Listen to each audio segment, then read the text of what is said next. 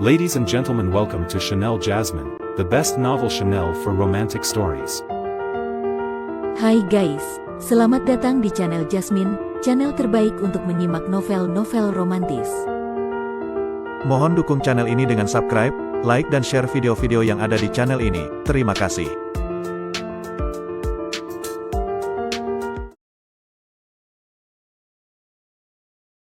Kaisar Agung Seni Bela Diri bab 968.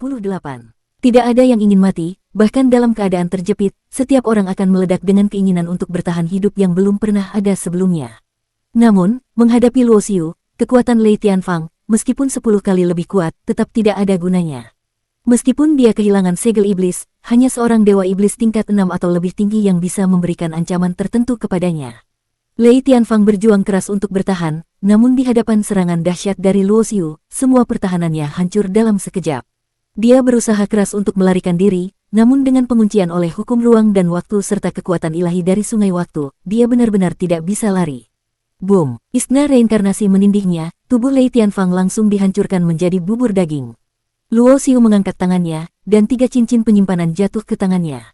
Luo Xiu membuka cincin penyimpanan Lei Tianfang dan mengeluarkan sebuah batu giok, di mana terdapat peta yang menunjukkan lokasi yang tepat dari tempat ini. Selain itu, batu giok tersebut juga mencatatkan sebuah teknik rahasia, yang hanya dengan teknik tersebut seseorang bisa mengunci pintu masuk ke dunia rahasia ruang. Jika tidak memiliki kekuatan Dewa Iblis tingkat 7, seseorang hanya bisa merasakan getaran kecil dari pintu masuk dengan kekuatan pikiran. Luo Xiu bukanlah seorang Dewa Iblis tingkat 7. Kekuatan pikirannya hanya berada di level Dewa Iblis tingkat 5, namun karena jiwa suci yang sangat kuat, kemampuan inderanya cukup setara dengan Dewa Iblis tingkat 7. Namun, ketika melihat teknik yang tercatat di batu giok, ekspresi Luo Xiu langsung terkejut, karena teknik ini sangat familiar baginya. Bahkan, bisa dibilang teknik ini berasal dari kehidupan sebelumnya yang ia ciptakan, teknik pemecah kehampaan. Teknik ini dapat menghilangkan segala hal yang disembunyikan, bahkan pintu masuk ruang yang paling tersembunyi sekalipun tidak bisa lolos dari pemindaiannya. Luo Xiu sangat mengenal teknik yang dia ciptakan, bahkan lebih baik dari siapapun. Meskipun mungkin ada orang yang bisa menciptakan teknik serupa, namun ia tahu bahwa ini adalah teknik yang dia ciptakan dalam kehidupannya sebelumnya. Di kehidupan sebelumnya, dia dikelilingi oleh banyak pengikut kuat dan pernah mengajarkan teknik ini kepada beberapa orang. Dengan mengetahui bahwa teknik pemecah kehampaan muncul di sini, Luo Xiu tidak perlu berpikir lebih lama lagi, pemilik dunia rahasia ruang ini pasti memiliki hubungan dengan kehidupannya yang lalu. Sebagai seorang yang telah hidup lebih dari satu zaman kekacauan, meskipun seorang ahli dalam dunia ini bisa bertahan hidup selama ribuan tahun, Luo Xiu tidak tahu apa yang terjadi selama waktu tersebut. Mungkin orang-orang di 8 dunia atas sudah melupakan siapa yang pertama kali menjadi supremasi setelah era reinkarnasi seseorang yang dulunya dikenal sebagai Taishan King. Luo Xiu tidak perlu melihat batu giok itu lebih lanjut. Kenangan lama yang ada dalam pikirannya mulai muncul. Sejak dia terbangun dari ingatannya, dia hampir tidak pernah menggunakan teknik dari kehidupannya yang lalu, dan kali ini, dia baru pertama kali menggunakannya.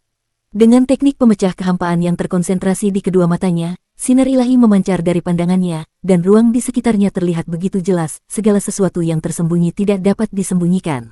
Tidak lama kemudian, di ruang yang kosong, dia melihat sebuah pintu masuk yang tersegel dengan simbol yang bukan simbol formasi, tetapi merupakan teknik penguncian yang berupa hukum ilahi. Luo Xiu mengangkat tangannya, dan pedang pembajak langit muncul di tangannya. Setelah hampir 1 jam menggunakan pedang itu, dia akhirnya berhasil merobek simbol pengunci, dan tubuhnya melesat masuk ke dalam pintu masuk ruang tersebut. Setelah melewati sensasi perputaran ruang dan waktu, Luo Xiu tiba di sebuah dunia rahasia ruang yang tidak terlalu besar, dengan udara yang kaya akan energi spiritual. Pandangannya tertuju pada sebuah ladang obat, di tengahnya terdapat sebuah rumah jerami. Di ladang obat tersebut, banyak tanaman obat tumbuh, namun sebagian besar sudah mati karena telah tumbuh selama ribuan tahun. Hanya ada beberapa tanaman obat tingkat 6, serta 2 tanaman obat tingkat 7 yang mengeluarkan aroma yang sangat harum. Di sini ada banyak formasi dan larangan, tetapi tingkatannya tidak terlalu tinggi. Yang tertinggi hanyalah formasi tingkat 6 Dewa Iblis. Luo Xiu bisa bergerak bebas di sini dan segera sampai di depan pintu rumah jerami. Begitu pintu terbuka, bau busuk menyambutnya, dan di dalam rumah itu, dia melihat sebuah bantal duduk dengan sebuah tengkorak yang duduk di atasnya, sepertinya sudah mati selama ribuan tahun. Luo Xiu tidak dapat mengenali identitas atau asal-usul tengkorak tersebut. Dulu, orang-orang yang mengikuti Taishan King memiliki kekuatan minimal Dewa Iblis tingkat 9, tetapi pemilik ruang ini hanya seorang Dewa Iblis tingkat 7. Dengan menyebarkan kekuatan pikirannya, Luo Xiu memastikan bahwa tidak ada bahaya di dalam rumah tersebut. Dia mengulurkan tangan dan menarik sebuah medali yang tergantung di pinggang tengkorak itu, lalu medali itu terbang ke tangannya. Di sisi depan medali, terukir sebuah nama, Qiyu Sanchi. Di sisi belakang, terukir sebuah gunung, Gunung Wanren. Selanjutnya, Luo Xiu menemukan sebuah batu giok lainnya, yang berisi catatan kehidupan Qiyu Sanchi, yang merupakan murid dari Gunung Wanren di wilayah alam liar. Luo Xiu tidak memiliki ingatan tentang nama Qiyu Sanchi, tetapi dia sangat familiar dengan tempat gunung 10.000 meter. Ada 28 tanaman obat tingkat 6, 2 tanaman obat tingkat 7, sebuah batu giok yang mencatatkan teknik alkimia, sebuah batu giok yang mencatatkan teknik, dan sebuah medali murid Gunung Wanren, namun tidak ada lagi hal berharga yang ditemukan di ruang ini. Namun, bagi Luo Xiu, mengetahui petunjuk tentang Gunung Wanren sangat berarti. Dia awalnya berencana untuk meningkatkan kekuatannya terlebih dahulu ke Dewa Iblis tingkat 5 sebelum merencanakan langkah selanjutnya, tetapi sekarang dia merasa harus bersiap lebih cepat. Lei Tianfang, Cheng Hu, dan Wu Yunhei adalah jenius-jenius yang dihormati di kekuatan mereka masing-masing. Ketika jenius seperti mereka meninggal, kekuatan mereka pasti akan mengetahuinya dalam waktu singkat. Ketiga jenius ini mati pada waktu yang bersamaan, dan ini mengejutkan ketiga kekuatan besar tersebut. Sekte Harimau Terbang dan Lembah Wulong belum tahu apa yang sebenarnya terjadi, tetapi pengurus tua dari kota Liais sangat menyadari apa yang terjadi. Tuan muda mereka bersama-sama menjelajahi sebuah gua rahasia, dan tidak lama setelah itu, mereka tewas. Kematian Lei Tianfang pasti terkait dengan Cheng Hu, Wu Yunhei, dan Luo Xiu. Pemimpin kota sedang dalam meditasi, dan pengurus tua tersebut tidak berani bertindak sembarangan. Meskipun kematian Tuan Muda adalah masalah besar, mengganggu meditasi pemimpin kota bisa membawa konsekuensi yang sangat buruk, mungkin bahkan menyebabkan dirinya dibunuh hanya dengan satu pukulan. Pada saat itu, orang-orang dari Sekte Harimau Terbang dan Lembah Wulong akhirnya datang. Mereka telah menyelidiki bahwa Cheng Hu dan Wu Yunhei telah diundang oleh Lei Tianfang, dan sekarang kedua orang itu telah meninggal. Tentu saja mereka harus datang ke kota Liais untuk mencari tahu apa yang sebenarnya terjadi. Para tetua, begini ceritanya. Di dalam gedung milik pemimpin kota Liais, beberapa tetua dari 3 kekuatan besar duduk bersama. Pengurus tua berpakaian biru yang sebelumnya menemani Lei Tianfang mengungkapkan semua yang dia ketahui secara rinci.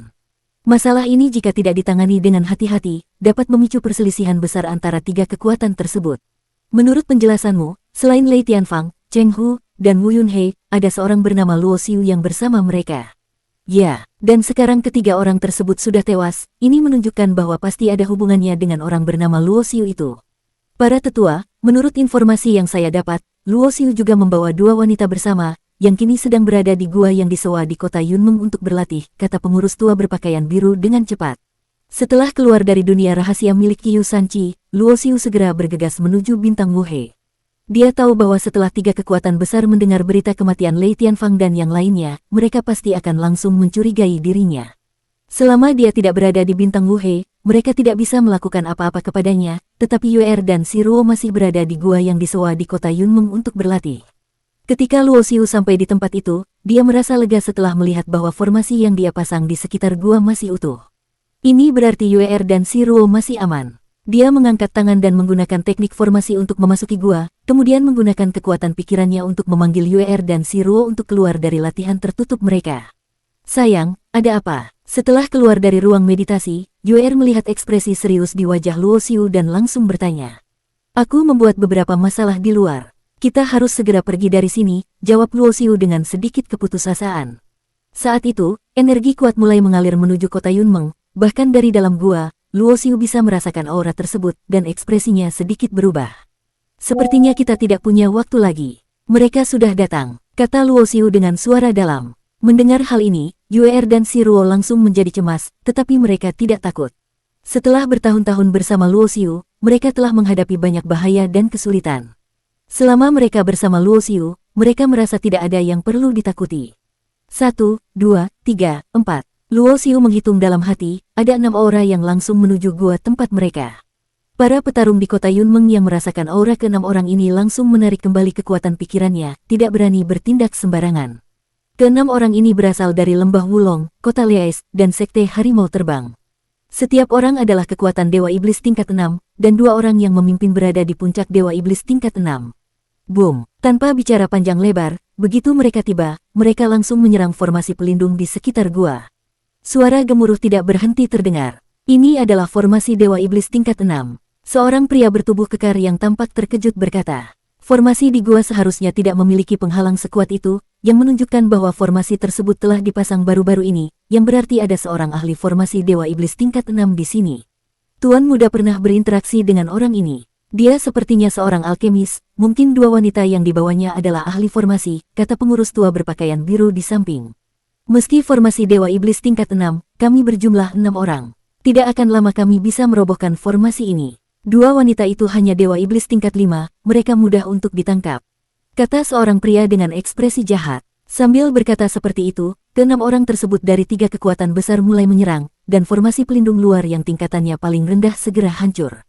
Mereka melesat masuk dengan kecepatan tinggi. Boom! Saat itulah pintu gua terbuka, dan Luo Xiu keluar dengan Yuer dan si Ruo di sisinya. Roh Luo, berani-beraninya kamu. Tuan muda kami dengan baik hati mengundangmu untuk mengeksplorasi gua rahasia, tapi kamu malah mengkhianati tuan muda kami, membunuh Cheng Hu dari Sekte Harimau Terbang dan Wu Yunhe dari Lembah Wulong.